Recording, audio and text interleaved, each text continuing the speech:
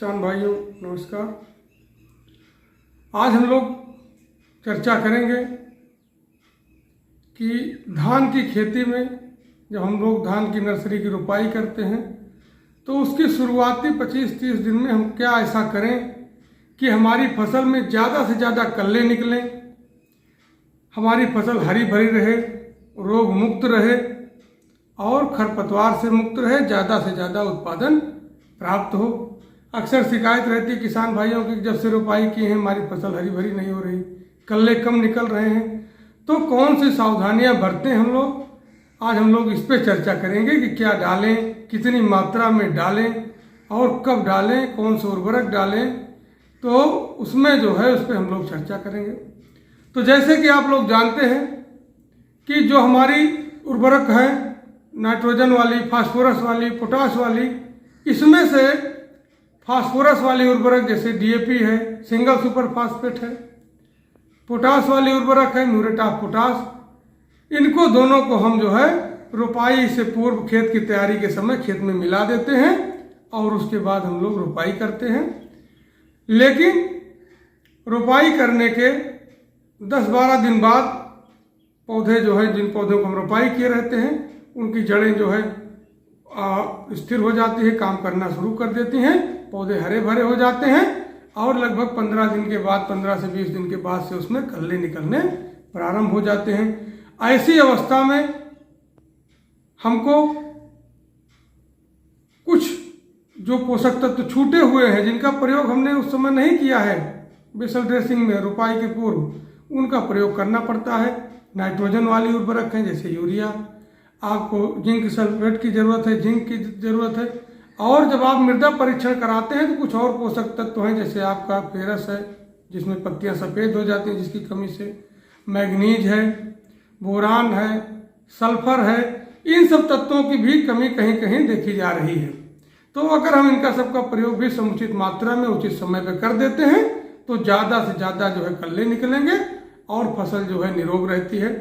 तो सबसे पहला सवाल यह है कि कितने दिन पे हमको जो है पहली टॉप ड्रेसिंग करनी चाहिए यूरिया की, कितनी मात्रा जो है यूरिया की हमको डालना है और उसके साथ क्या क्या मिलाना है।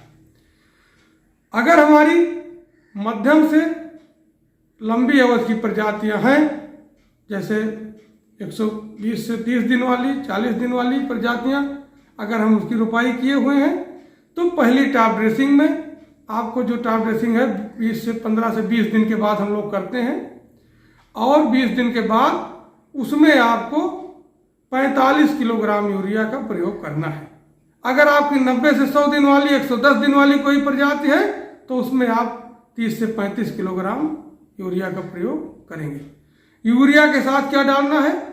यूरिया के साथ सबसे पहले तो आपको डालना है जिंक सल्फेट, मिलाना है। जिंक सल्फेट कितना मिलाना है? 10 किलोग्राम प्रति एकड़। अगर आपका 21% जिंक है तो उसमें जो है 10 किलोग्राम प्रति एकड़ मिला देते हैं। 33% है तो उसको 6-7 किलोग्राम उसमें मिला देते हैं यूरिया में। और दूसरा जो मिलाते हैं तब वो है सल्फर। सल्फर आता है 90%। ये सल्फर है 90% WDG। तो इसमें तमाम कंपनियों, अनेक कंपनियों के आते हैं, तो किसी भी कंपनी का जो भी सल्फर है तत्व है जिसमें ये है 90% दानेदार इनका है, तो इसमें इसका आप प्रयोग कोई भी मिले WDG का 90% का आप उसको प्रयोग कर लेंगे तो जो सल्फर तत्व की कमी है वो पूरी हो जाती है। लेकिन जैसे अभी हमने बताया कि किसी भूमि में, किसी भूमि में मृदा परीक्षण के दौरान ये देखा गया है कि मृदा में फेरस की कमी है, मतलब आयरन की कमी है, आपको मैग्नीज की कमी है या बोरान की कमी है, कॉपर की कमी है। अगर ऐसी किसी तत्व की कमी आपके परीक्षण में दिखाई दे रही है तो उसके लिए हम लोग क्या करते हैं कि जिंक सल्फेट के स्थान पे माइक्रो न्यूट्रिएंट्स, जिसमें जिंक भी रहता है और ढेर सारे दूसरे भी माइक्रो न्यूट्रिएंट्स रहते हैं, जैसे आपका ये कंपनी का ये हमारे पास है, इसमें जिंक भी है, लोहा भी है, तांबा भी है, मैग्नीज भी है, बोरान भी है, तो इनका सबका हम प्रयोग करते हैं। तो जिसमें इसको सबको कितनी मात्रा में प्रयोग करेंगे?